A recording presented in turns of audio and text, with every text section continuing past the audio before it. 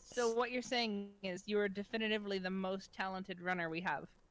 Well, I mean, quantity over quality, perhaps. But yeah, none of my games have very large leaderboards, so there's not much pressure behind it.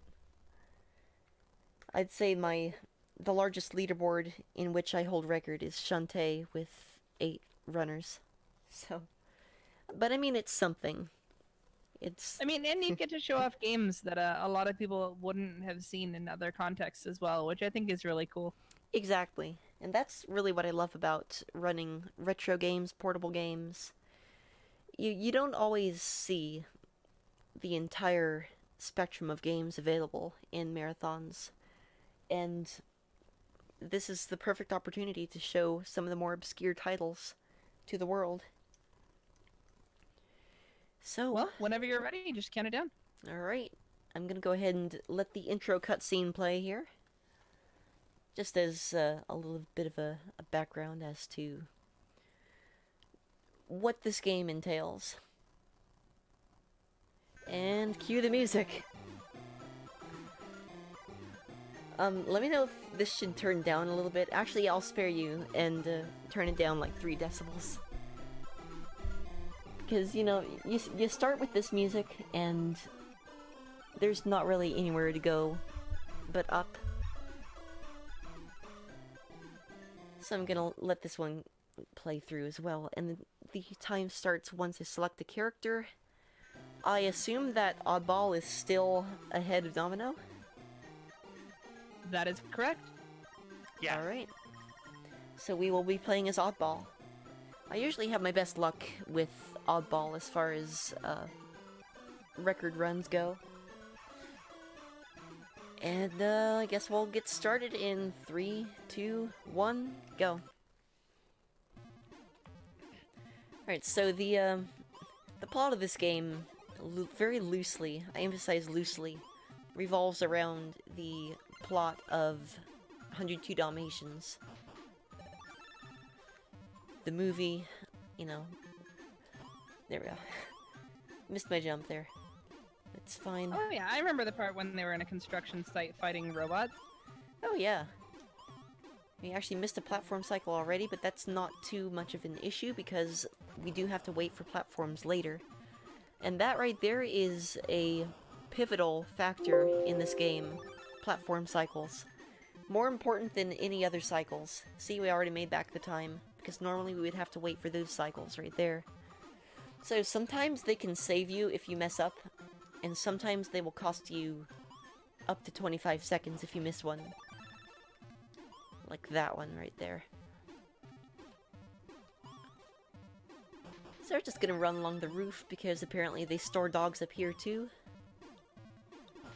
I did some counting and apparently you do actually rescue 102 dogs in this game. Very good attention to detail. However, that does not count the dog that you play as. Nor does it count the other dog option that you have before starting the game. So technically this game is 104 Dalmatians. And it's kind of sad because they came so close to being accurate, but then they just fell a little bit short. Anyway, we're in the basement. And this is kind of the flow of every level, is just find the key, and then touch all the cages. And this, besides the boss fights, is going to be the entirety of the game. There you go, 102 plus 2 Dalmatians. Now right here is one of those cycles that really matters to get just right. And we got it, nice. That saved 7 seconds or so.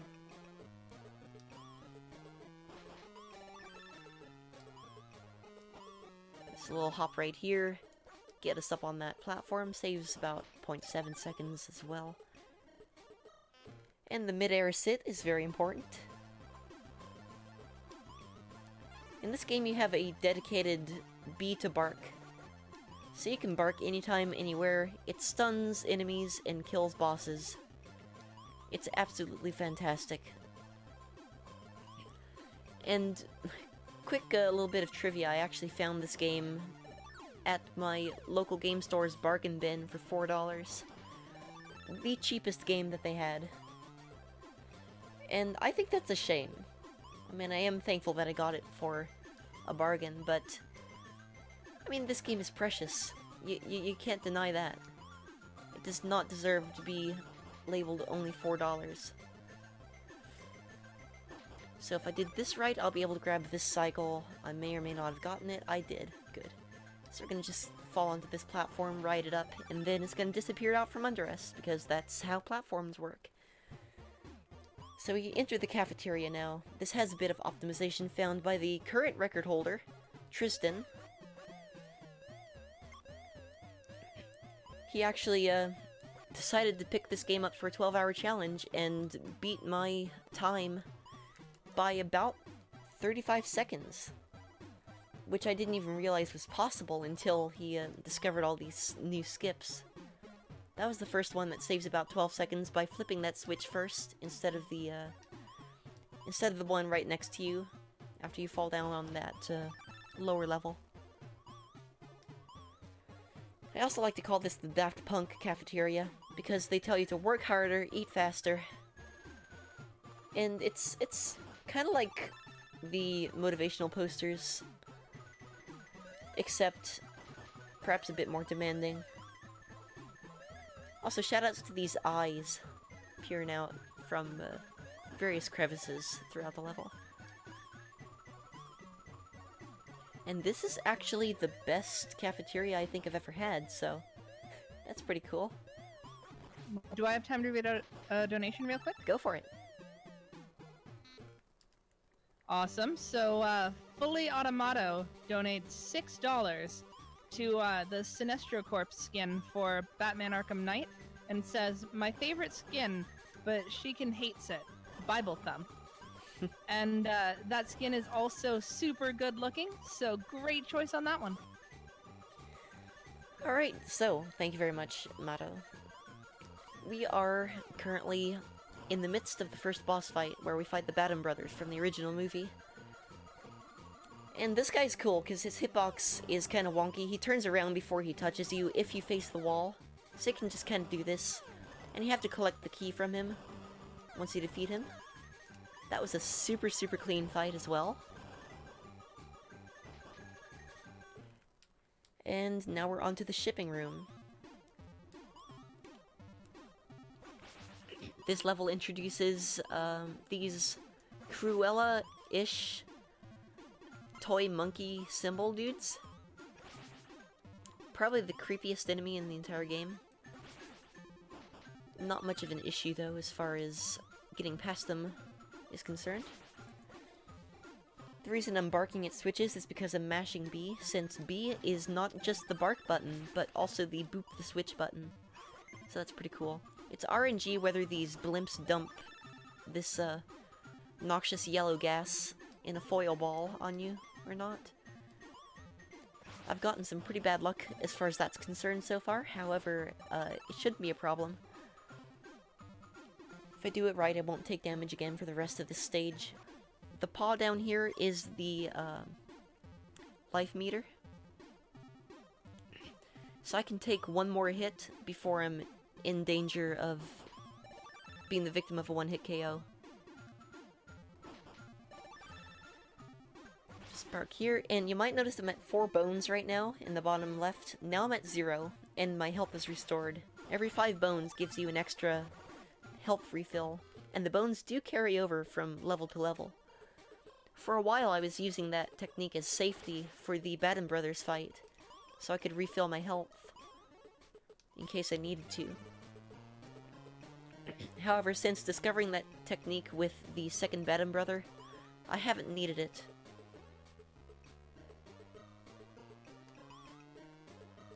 So coming up here is a very frame-tight series of jumps.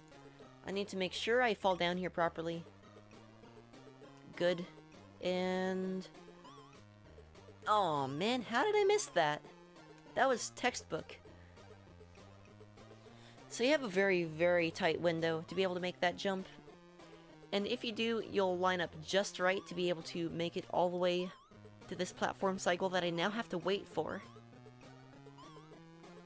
and we take the ride of shame. Get the key, and basically loop back around.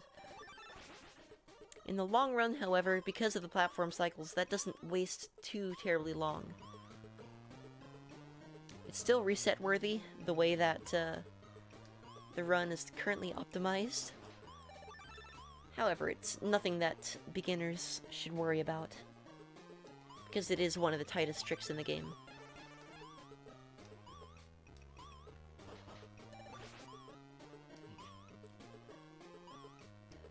If anyone has any questions about this game, then feel free to ask them, and I'm more than willing to address them. That includes voice and text chat. Let's see. Got it. And golden bone.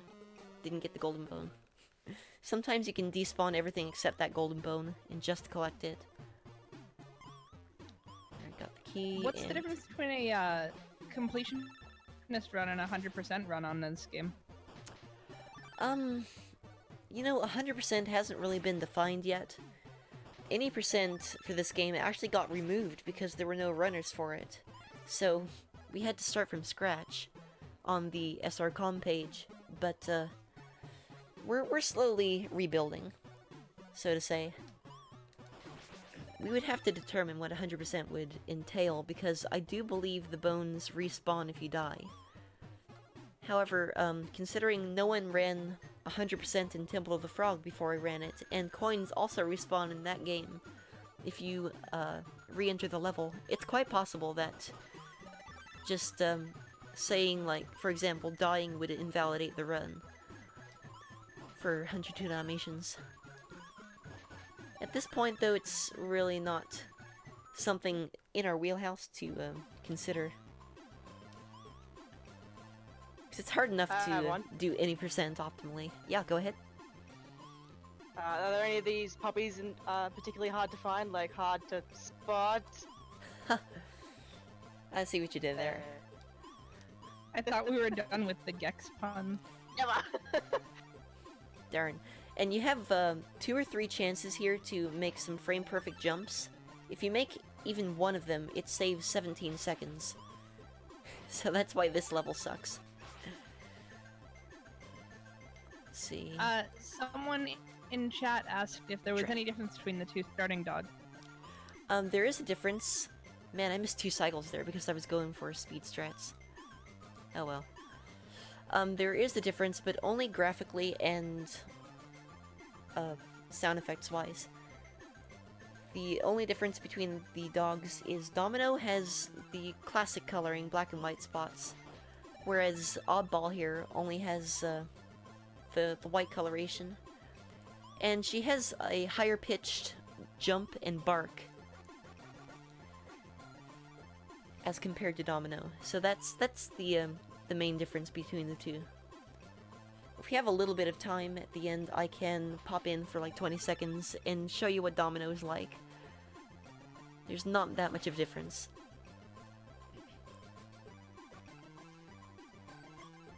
Do you have a favorite stage in this game?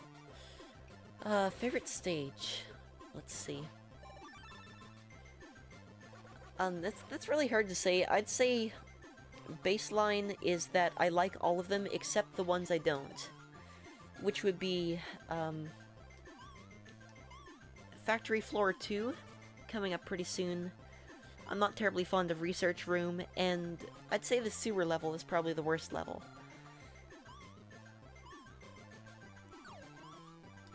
So I'll go ahead and explain further once we actually get to the sewer level. But, I mean, we were talking about dogs being hard to spot, but a serious answer to a silly question here.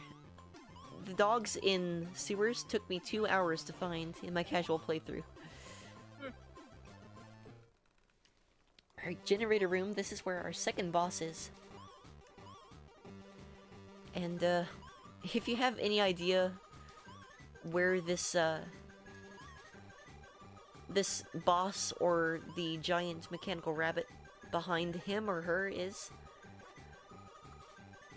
then please let me know, because I have absolutely no idea where these characters are from. Besides, you know, they're part of the 101 Dalmatians series, I suppose. But that's the extent of my knowledge, so if someone is more knowledgeable in the puppers, then please let me know. Oh, another thing I should probably mention is that you can only full hop in this game. You can't short hop. So here's our first hit of 5. 1, 2, 3, 4, 5, 6, 7, 8, 9. 2, 3, 4, 5, 6, 7, 8, 9. 1, 2, 3, 4, 5, 6, 7, 8, 9. And we're good. You just count the animation cycles there, and it's really consistent. So this is the research room. Like I said, not my favorite. This introduces trampolines. If you hold down the A button, you'll jump higher. If you let go of it, you'll jump lower. And I actually take advantage of the fact that you jump lower when you let go of A to kill my bounce and then do a full hop off the trampolines to gain a little bit of extra height a little bit faster. When these bootleg canines shoot and when they don't is completely up to RNG as well. So I kind of got screwed there a little bit.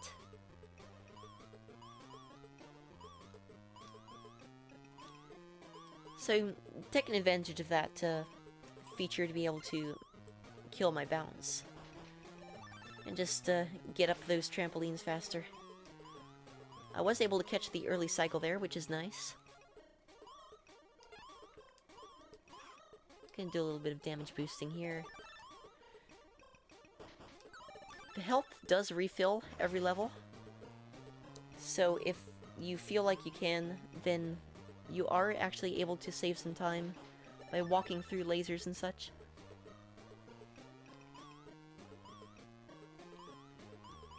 And yeah, they just kind of left that giant robot there. They didn't bother to turn it on or anything, because that would be silly, right?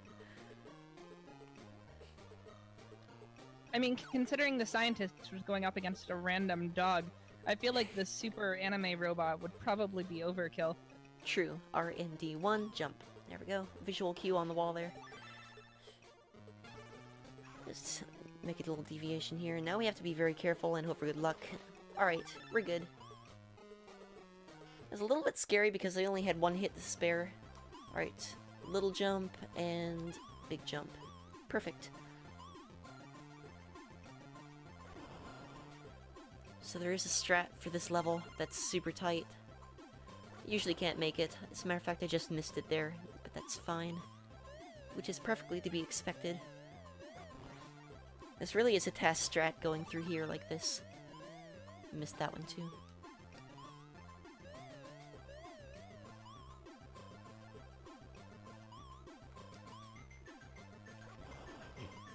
So yeah, for a lot of these levels, you really have to just kind of take a little loop-de-loop. And a lot of backtracking involved as well. Quick hippity hop up here. And this is a very difficult level to optimize nicely. This is Factory Floor 2. I was talking about it a moment ago.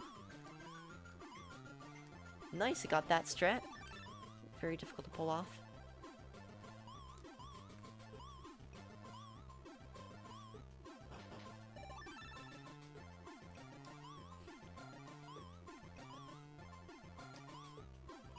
And if, Mike, you think that's impressive, just wait till the final boss.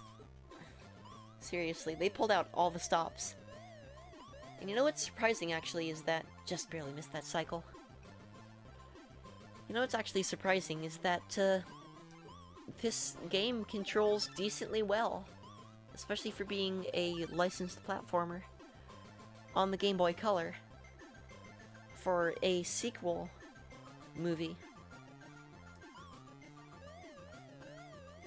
If you ever actually find this game for like less than $10, I'd say it's worth it. If nothing else, just for the cuteness factor. And being able to mess around in the levels. It's actually a lot of fun. So this is the freezer. It introduces ice mechanics. Well, it doesn't really introduce ice mechanics, but it's the first level to actually make use of them, besides the Badham Brothers.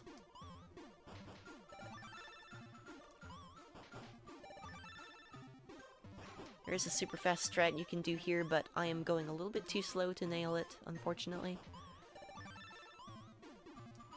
It's not too bad, though. It's just a matter of missing one cycle on this platform here. If anyone's wondering, my PB is 24 minutes flat, and Tristan was somehow able to make that a mid-23.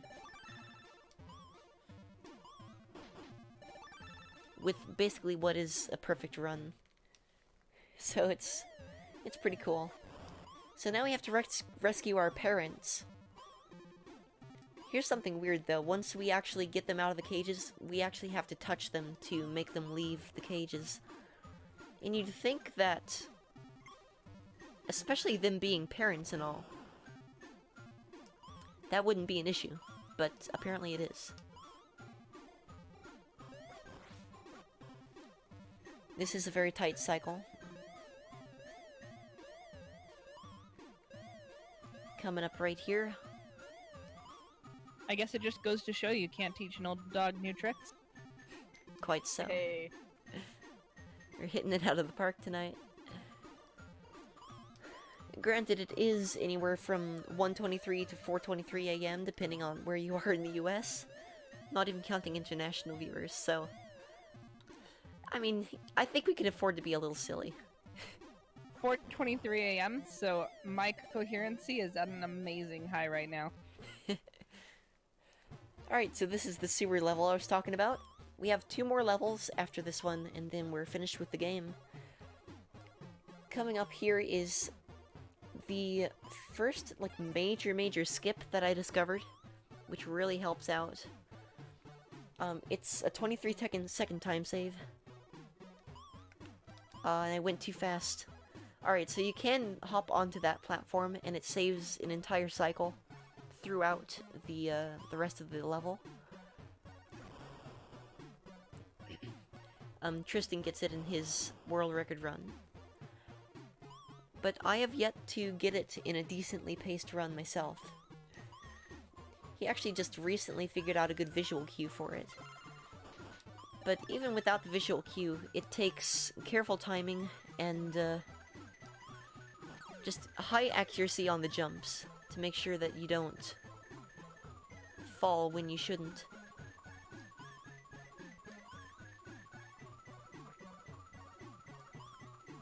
Oopsie. Here we go.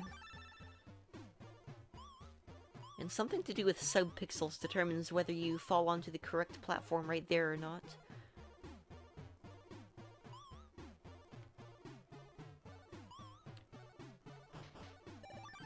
You can just walk to the left there. It doesn't look like you'll make it, but you do.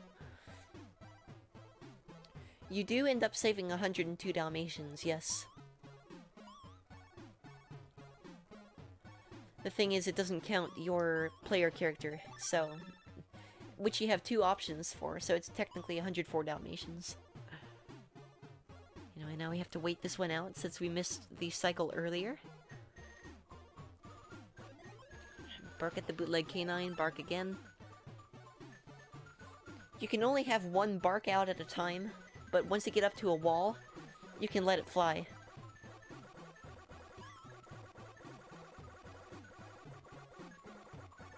It's pretty great.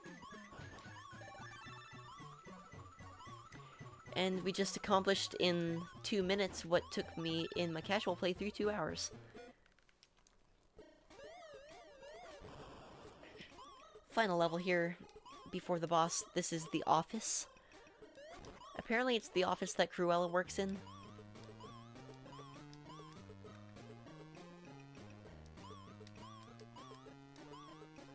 Also, I said this last marathon, last time I ran this in a marathon.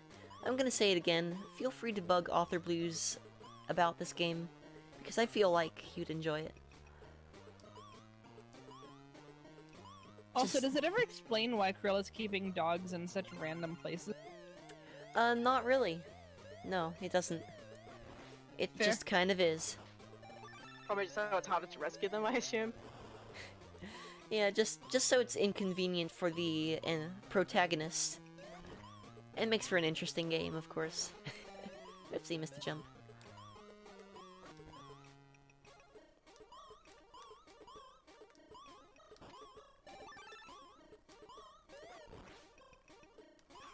another boost right here. It looks like I take this part very slowly, but there's actually no faster way to do it than hopping around on these specific spots. Also, if you stand too close to the lasers, you'll just get hit anyway. So that's unfortunate. Let's drop on down in here. Hit this one, and one more dog to rescue before we defeat Cruella. Or attempt to, at least. Keep your eyes peeled for this cutscene screen. It's good. So now we just have to make our way up to the top floor. Sour please in the chat.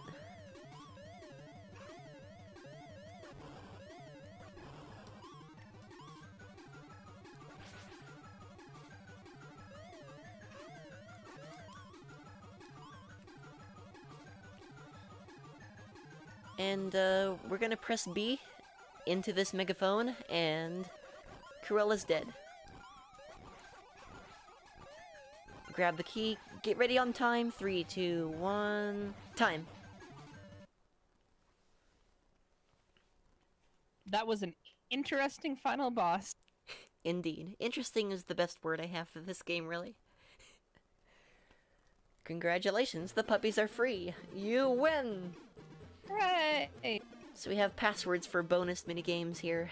Tank, dice, dice, dice, and tank, dice, dice, tank. The credits scroll really slowly, so I'm just gonna go ahead and skip them and go straight to the minigames and show those off really quickly. We have a form of memory here. Let's see how quickly we can do this. Also, yes, no music. Your end time, by the way, was 24:16. Oh, that's fantastic. Wow, that's 16 seconds off PB. Yeah, it's not bad. Good grief. Okay. Good stuff then. You've just been killing it tonight. Yeah, I'm stunned. You have to sit here and suffer in silence as I forget where everything is because it's like 2 a.m. Pull the stream up and use the delay to your advantage. Bingo. Alright, so that was that game, and Tank Dice Dice Dice is a color mixer that apparently a lot of people actually used when they were a kid to figure out how colors worked, as far as, like, digital design goes. Once it gets into the grays like this, it is excruciatingly difficult to tell the shade. But it works. It's simple. It's something. I guess they had a couple of extra megabytes on the cartridge left over, so they thought, hey, let's throw this in. So I miss when games would do that. yeah, it's a neat little Easter egg. I have no idea what I need to change here to make this work. So obviously this isn't it.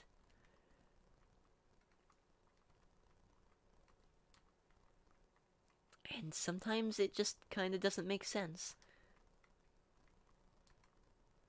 Yeah, you just gotta turn down green. Let's see. Oh, there it is. That's not it. Nice. Twitch purple, yeah.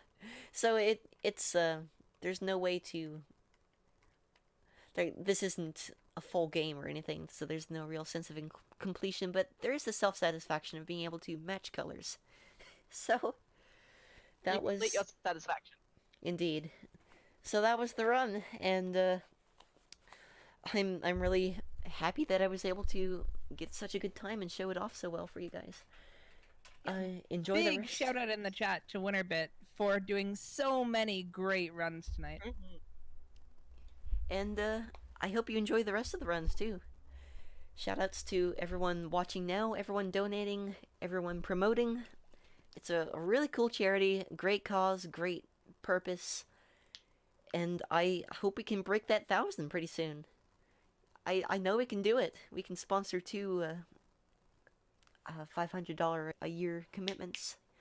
Me and Literal Grill are talking about seeing if we can get something special cooked up for if we can break 1,000. So hopefully we get there. That would be awesome.